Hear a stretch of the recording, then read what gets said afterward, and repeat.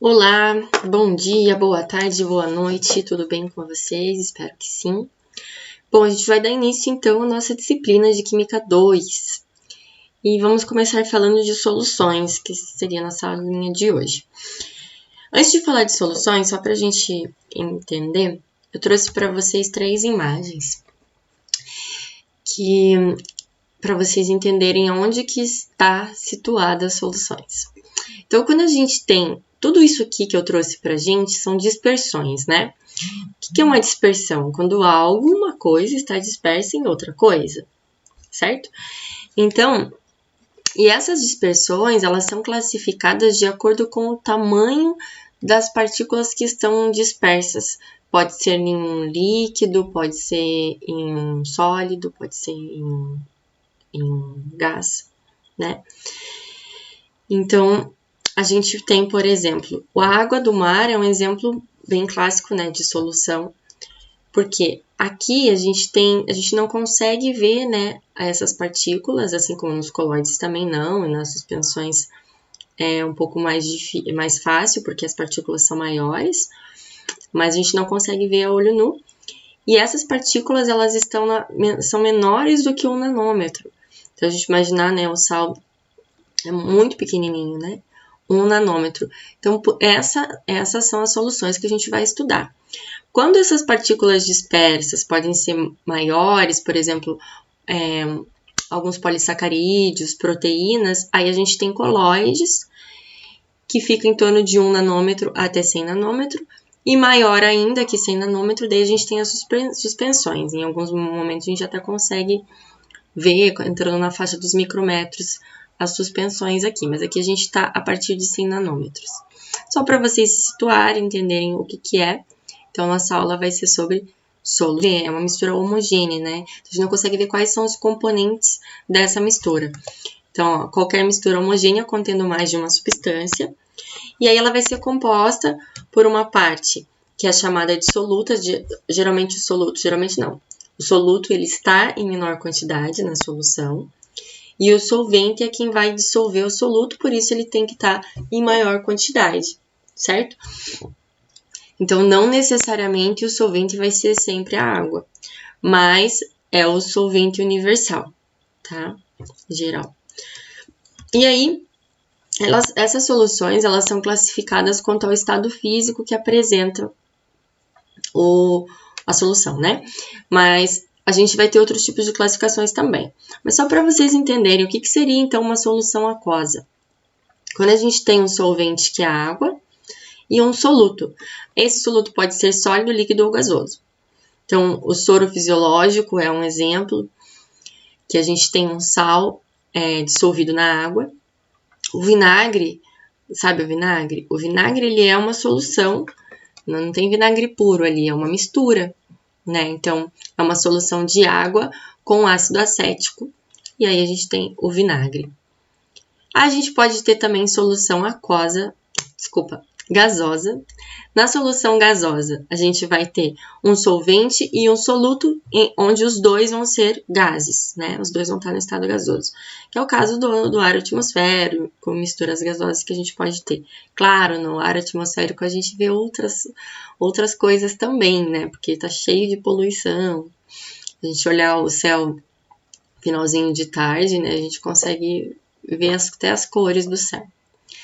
Não falo do céu da natureza, né? Falo da poluição mesmo. E aí a gente tem também a solução sólida, que vai ser um solvente, que é sólido, e um soluto, que pode ser sólido, líquido ou gasoso. O ouro, por exemplo, né? A gente tem o ouro 18 quilates, ele não é um ouro puro, é uma mistura. Então a gente tem um solvente, que é o ouro, que está em maior quantidade, e aí o soluto, que é o cobre, que está dissolvido ali nesse ouro. Tá certo? Um outro tipo de classificação que é importante a gente usar também, a gente vai utilizar nas próximas. A gente também pode classificar uma solução quanto à natureza do soluto, se ele é iônico ou é molecular. Vocês lembram disso lá do primeiro ano? O que acontecia? Quando um composto era molecular, ele era formado somente por ligações covalentes, né? Então, por exemplo, a água e o açúcar, a gente pode ter aqui vai ser C12H22, né, O11. E o que acontece com o composto covalente? Quando ele está em água, ele continua estando inteiro ali, ele não se dissocia. Ao contrário de quando a gente tem um composto iônico. Que o composto iônico ele é formado por ânions e cátions, lembram disso? Então, se a gente tiver água e sal, vai ter NaCl.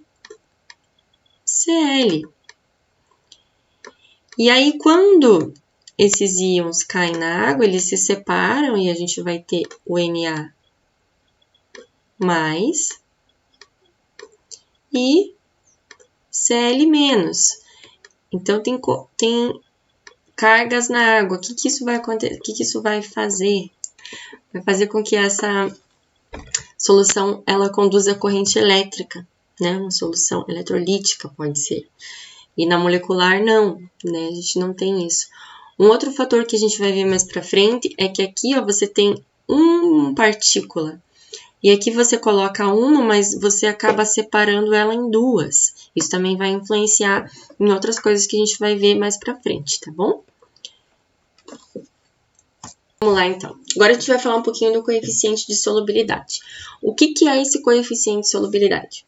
Existe tem uma quantidade máxima que a gente consegue solubilizar de uma determinada substância a uma temperatura. E aí, quando a gente altera essa temperatura, a gente consegue solubilizar uma outra quantidade. Então, mas existe uma determinada quantidade que é a quantidade máxima. Aí, para essa quantidade, a gente dá um nome de coeficiente de solubilidade. E isso sempre acontece em 100 gramas de água, tá? Então, é a quantidade máxima dissolvida de uma substância em uma determinada temperatura em uma quantidade padrão de solvente, né? Se você estiver falando de 200 gramas de água, aí é proporcional, tem que colocar, e geralmente ele vem com essa escrita aqui, tá? Então, vamos entender. O que significa? A leitura disso diz pra gente o seguinte, que a gente tem cloreto de sódio, o coeficiente de solubilidade do cloreto de sódio é 36 gramas a 20 graus Celsius. Significa que ele consegue solubilizar 36 gramas de sódio em 100 gramas de água quando a temperatura está a 20 graus Celsius, certo? Só que isso varia. Como que eles obtêm, né, esses dados? Como que a gente tem coletado esses dados? É tudo experimentalmente. Então, você imagina, de manhã vai você lá preparar o seu Nescau, né? Vocês tomam Nescau? Aí você coloca uma colher, você coloca duas, chega uma hora que não solubiliza tanto. A geração de vocês não tem tanto esse problema quanto a minha teve, porque não solubilizava, a gente gostava de tomar um leite gelado, e você colocava uma colher e ele não ia, porque a temperatura tem uma influência direta. Em geral, tá? Tem exceções, o aumento da temperatura favorece a solubilização. Então, você vai ver que eles, né, solubilizam uma colher, anota qual que foi a quantidade que conseguiu solubilizar para aquela temperatura, chega uma hora que vai ser a quantidade máxima. Então, é assim que esses dados são coletados também, tá? Experimentalmente. E para cada sal é diferente. Então, agora aqui tem um exemplo do sulfato de cálcio. O sulfato de cálcio, olha só que pouquinho, 0,2 gramas, né? Pouquinho em relação ao cloreto de sódio, que é super solúvel. 0,2 gramas de sulfato de cálcio em 100 gramas de água a 20 graus Celsius. Eu estou fazendo esse comparativo com todos na mesma temperatura. Aqui a gente tem o nitrato de potássio e ele consegue solubilizar, então, 13,3 gramas em 100 graus Celsius. Em 100 gramas de água a 20 graus Celsius, tá certo? Então, é essa leitura que a gente vai fazer quando a gente vê essa escrita aqui, tá?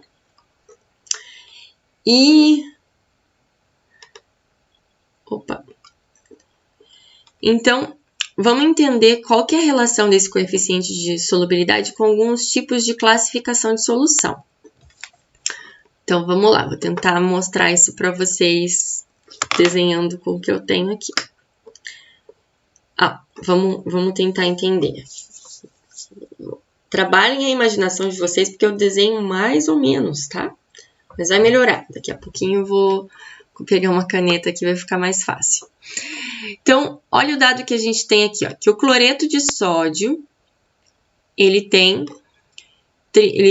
coeficiente de solubilidade igual a 36 gramas. Em 100 gramas de água, a 20 graus Celsius. Então, significa que ele solubiliza 36 gramas, tá? Se a gente colocar uma quantidade inferior a essa, então, a massa do soluto dissolvido for menor que o coeficiente de solubilidade, é classificado, então, essa solução como uma solução insaturada. Não saturou, insaturada. Eu consigo colocar mais. Por exemplo, eu coloquei 3 gramas de cloreto de sódio. Eu ainda consigo solubilizar até 33 gramas a mais, né? Então, por isso é classificada como uma solução insaturada. E aí a gente tem também, se a gente coloca exatamente a mesma quantidade, então a massa do soluto dissolvido é igual ao coeficiente de solubilidade, a gente vai ter uma solução saturada. Saturou. Chegou na quantidade máxima. A gente pode ultrapassar essa quantidade máxima também. Como assim? Então, se ao invés de eu colocar 36, eu consigo, delicadamente, solubilizar 38.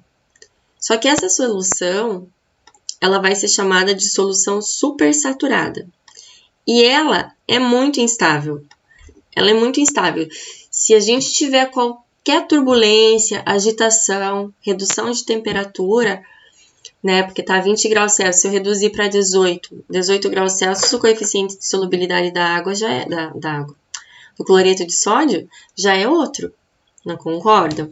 Então, o que vai acontecer? A gente vai continuar tendo uma solução saturada que vai dissolver a quantidade máxima, mas vai precipitar uma quantidade que a gente chama de solução saturada com corpo de fundo. Então, é como se a gente tivesse aqui bonitinho, né? Uma solução. A gente não consegue ver, ela é homogênea. Passado um tempo, aqui a gente tem 38 gramas de sal. Ai, como é ruim desenhar assim. 38 gramas de sal dissolvida em água. E aí passa um tempo, acontece uma agitação, uma turbulência. O que vai acontecer? 36 gramas vai estar dissolvido do sal. E aí, onde vai parar os outros 2 gramas? Eles ficam precipitadinhos aqui no fundo. Certo? A gente vai ter uma precipitação aqui. Então, por isso é chamada solução saturada com corpo de fundo. É uma solução que depois de passar pela solução supersaturada, ela teve uma agitação, uma turbulência, qualquer influência externa, e daí ela ficou sendo, então, uma solução saturada com corpo de fundo, tá? Vamos entender como que a gente faz a leitura desse coeficiente de solubilidade? Ó, a gente vai trabalhar bastante gráfico esse semestre, esse módulo. Então, não fiquem assustados, eles são nossos amigos, tá? Eles nos trazem informações bem importantes, a gente vai lidar com eles. Então, aqui eu tenho essa tabela que eu transformei num gráfico e a gente pode ter vice-versa, né? No eixo Y, o que nós temos? O coeficiente de solubilidade do nitrato de potássio em 100 gramas de água. E aí, cada um deles está associado ao eixo X, que é a temperatura. Então, na medida com que a temperatura está sendo aumentada, o que está acontecendo com a solubilidade? Está aumentando também. Se eu pergunto para vocês, a 35 graus Celsius, qual que vai ser o coeficiente de solubilidade do nitrato de potássio? Se você vier na tabela, você não vai encontrar. Ó, você tem 30 e tem 40. Aí, Pode fazer uma regra de 3? Nesse caso, não. Vamos olhar aqui. 35 graus Celsius vai ser metade, vai ser aproximadamente aqui. Aí você vem aqui e rebate aqui, né? Vai ficar tão preciso que eu tô... Digamos que seja aproximadamente 55 gramas. Então, a 35 graus Celsius, a gente consegue solubilizar 55 gramas de nitrato de potássio em 100 gramas de água, certo? E se eu quiser saber em 200? Daí se eu quiser saber em 200, eu venho aqui, ó, fazer um esbocinho aqui, uma regrinha de 3. Vou abrir um slide para a gente fazer.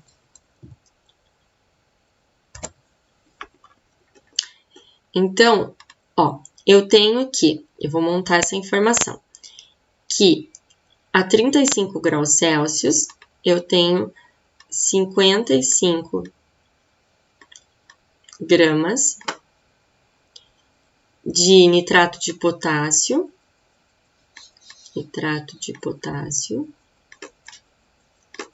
é um óleo, tá, gente? Em quanto de água? 100 gramas de água. E se eu quiser saber em 200 gramas de água, como é que eu faço? Multiplico por 2, ou faço essa regrinha de 3. 55 está para 100, 200 está para X. Então, vai ser o dobro, né? Aqui um 2. Então, aqui vai ser X. Certo? X vai ser igual a 110 gramas. Gente, nós vamos trabalhar bastante cálculo, sabe? Então, se vocês tiverem qualquer dificuldade, me procurem sempre nos horários de atendimento. Venham para as aulas síncronas que a gente vai fazer bastante exercício. Vai ser bom para vocês, tá certo? Então, a aula de hoje é isso. E bons estudos e até breve.